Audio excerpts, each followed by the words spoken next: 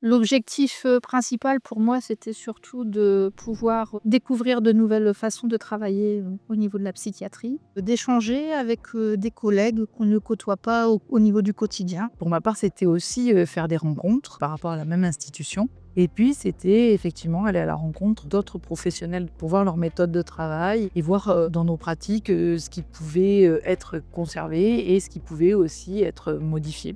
Que là, pour le coup, on a vu différents professionnels, différentes pratiques mises sur le terrain et là, on a vu du concret.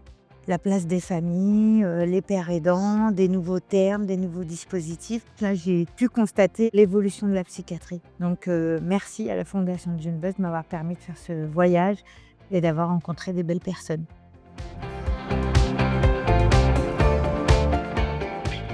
Complètement à part de ce qu'on a vu en France. Déjà, c'est pas le même système. On va accompagner au plus proche de la personne, on prend la personne dans sa globalité et on a une posture très horizontale. Des fois, on nous met dans des postures alors que à la base, quand même, c'est ce type de métier communautaire qu'on fait. Et puis très calqué au modèle québécois aussi, donc hyper intéressant, qui est un modèle pour le travail social aussi.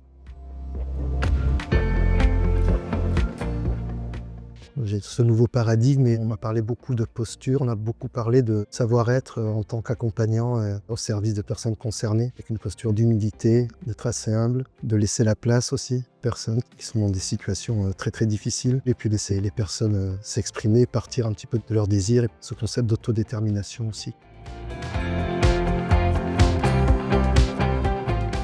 Il est toujours intéressant de s'inspirer des pratiques des autres acteurs du territoire. Là, on a visité de nombreuses structures, publiques ou privées. On est dans des conditions très favorables pour nourrir les échanges, s'imprégner de la réalité des autres et d'avoir ce temps de réflexion. Pas d'angoisse parce qu'on a tout de suite senti que tout était parfaitement maîtrisé. À la fois, on se sent complètement encadré, les choses sont timées, l'itinéraire était assez exigeant et pour autant, on n'en a pas souffert. Et finalement, c'est efficace parce que les temps importants sont toujours respectés et en plus avec des moments de convivialité.